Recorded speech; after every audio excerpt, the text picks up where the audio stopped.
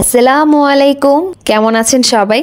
আশা করি যে যেখান থেকে আমার এই ভিডিওটি দেখছেন সবাই ভালো আছেন। আলহামদুলিল্লাহ আমরা সবাই ভালো আছি। তো আজকে আমি আপনাদের মাঝে নিয়ে আসলাম নতুন আরেকটি রান্নার ব্লগ নিয়ে। তো আজকে আমি রান্না করব গরুর ভুঁড়ি বা বট, যে যেটাই বলেন না কেন। তো গরুর ভুঁড়ি বা বট সবারই কিন্তু পছন্দের একটা জিনিস, গরুর মাংসর চাইতেও কিন্তু সবাই এটা পছন্দ করে। তো চলুন আপনাদের সাথে রান্নার এই রেসিপিটি শেয়ার করি।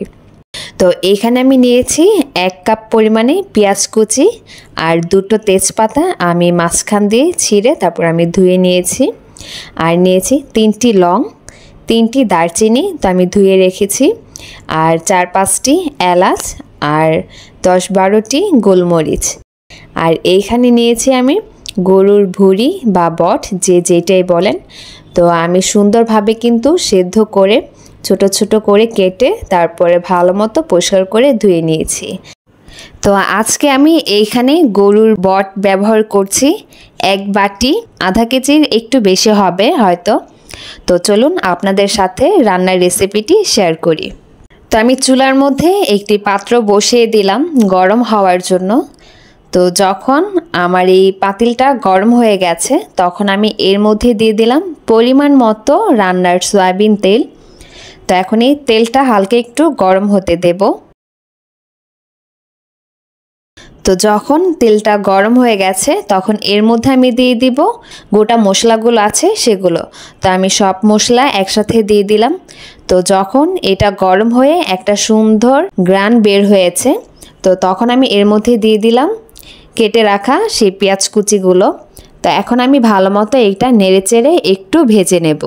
তো আমি পেঁয়াজটা একটু বারবার নেড়েচেড়ে দিচ্ছি যেন পেঁয়াজটা পুড়ে না যায়। তো পেঁয়াজটা কিন্তু হালকা একটু কালার চেঞ্জ হয়ে গেছে আর পেঁয়াজটাও কিন্তু নরম হয়ে গেছে। তো এখন এই পর্যায়ে এসে আমি আদা আর রসুন বাটা দিয়ে দেব। তো এইখানে আমি দিচ্ছি আদা রসুন বাটা একসাথে আছে 4 চামচের 3 চামচ। তো আমার একসাথে মেশানো ছিল, তো আমি এইভাবেই দিয়েছি।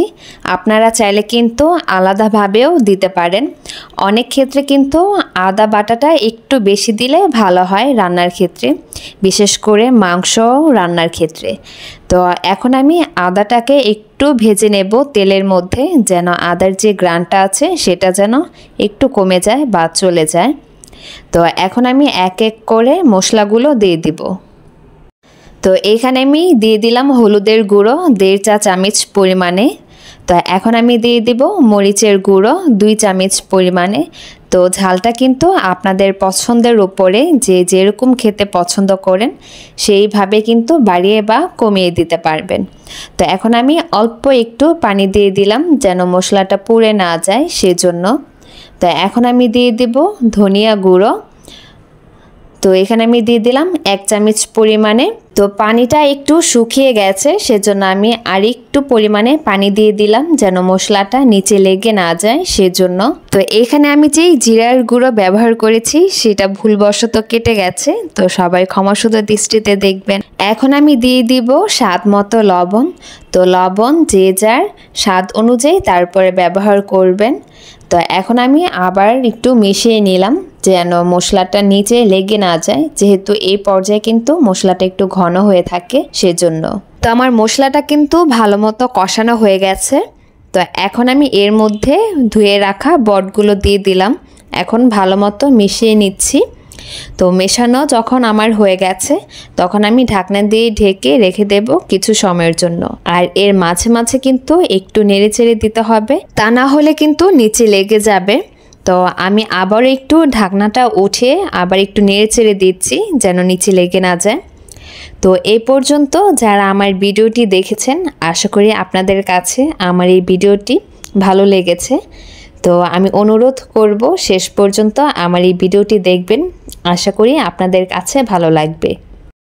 তো অনেকেই কিন্তু আছে যারা আরও ভালো করে রান্না করতে পারে। তো আমি যেভাবে রান্না করলাম আপনাদের সাথে সেটাই শেয়ার করছি। তো আশা করি আমার এই ছোটোখাটো রান্নাগুলো আপনাদের কাছে ভালো লাগে। তো এখন আমি কাঁচামরিচ দিয়ে দিলাম। আমার রান্না কিন্তু প্রায় হয়ে গেছে, ধরতে গেলে কিন্তু হয়েই গেছে শেষ। তো এখন আমি কাঁচামরিচ দিয়ে আর কিছুক্ষণ রান্না করে নেব। তো আমার বটটা কিন্তু দেখেন পুরাটা ভুনা ভুনা হয়ে গেছে।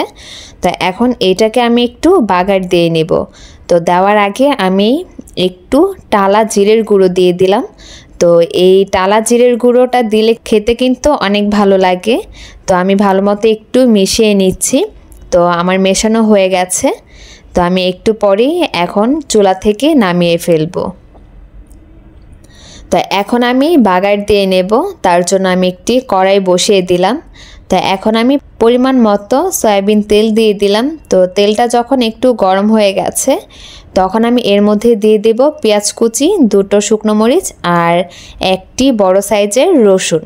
তো এখন এগুলোকে আমি ভালো মতো একটু ভেজে নেব যে পর্যন্ত ব্রাউন কালার চলে না আসে। তো আমি একটু নেড়ে চেড়ে দিচ্ছি যেন পুড়ে না যায়। তো মাঝে মাঝে এইভাবে আমি একটু নেড়ে চেড়ে দিচ্ছি। তো অনেকটাই কিন্তু কালার চেঞ্জ হয়ে গেছে। তো আমি বারবার একটু নেড়ে চেড়ে দিচ্ছি যেন পুড়ে না যায়। তো আমার পেঁয়াজটা কিন্তু ভাজা হয়ে গেছে। তো এখন আমি রান্না করে রাখা বটগুলো দিয়ে দিব। তো অনেকেই আছে এইভাবে হয়তো খান না, যদি না খেয়ে থাকেন তাহলে রান্নার শেষে এইভাবে একটু বাগার দিয়ে দেখবেন, খেতে কিন্তু অনেক ভালো লাগে। এইভাবে ভাজা ভাজা করে খেতেও কিন্তু অনেক ভালো লাগে। তো আজকে আমি বটটাকে বেশি ভাজা ভাজা করব না, বাগার দিয়ে আমি নামিয়ে ফেলবো। তো কিছু সময় এভাবেই চুলার মধ্যে রেখে নেড়ে চেড়ে তারপরে আরেকটু টালা জিরের গুঁড়ো দিয়ে নামিয়ে ফেলবো। তো টালা জিরের গুঁড়োটা আমি যখন দিয়েছিলাম তো সেইটা দেখানো হয়নি। তো আশা করি আমার এই ভিডিওটি আপনাদের কাছে ভালো লেগেছে। তো যদি ভালো লেগে থাকে তাহলে প্লিজ আমার এই চ্যানেলটিকে সাবস্ক্রাইব করে আমার এই পাশেই থাকবেন। আর আমার ভিডিওটিকে একটি লাইক দিয়ে আর শেয়ার করে অন্যকে দেখার সুযোগ করে দিবেন। তো বট কিন্তু অনেকভাবেই খাওয়া যায়। অনেকে কিন্তু বড় বড় পিস পিস করেও কিন্তু আলু দিয়ে রান্না করে, সেটাও কিন্তু খেতে অনেক ভালো লাগে। অনেকে আছে মাখা মাখা করে রান্না করে। তো বট যেভাবেই রান্না করা হোক না কেন সবভাবেই কিন্তু অনেক মজা লাগে। আর গরুর মাংসর চাইতে কিন্তু বট খেতে আরও বেশি মজা লাগে। তো যারা বট প্রেমী বা যারা বট পছন্দ করে তারাই একমাত্র বুঝতে পারবেন যে বট খেতে কত মজা লাগে। তো এমন কেউ নেই যে যারা বট পছন্দ না করেন। আমার তো মনে হয় অনেকেই, বেশিরভাগ মানুষই আছে যারা বট খেতে পছন্দ করেন। তো আমার এই রেসিপিটি আপনাদের কাছে কেমন লেগেছে সেটি কিন্তু অবশ্যই কমেন্ট করে জানাবেন। আর খেতেও কিন্তু আলহামদুলিল্লাহ অনেক ভালো হয়েছিল। তো আশা করি আমার এই ভিডিওটি আপনাদের কাছে ভালো লেগেছে। তো ভালো লাগলে সবাই আমার পাশেই থাকবেন। তো আজকে এই পর্যন্তই। আল্লাহ হাফেজ। আসসালামু আলাইকুম।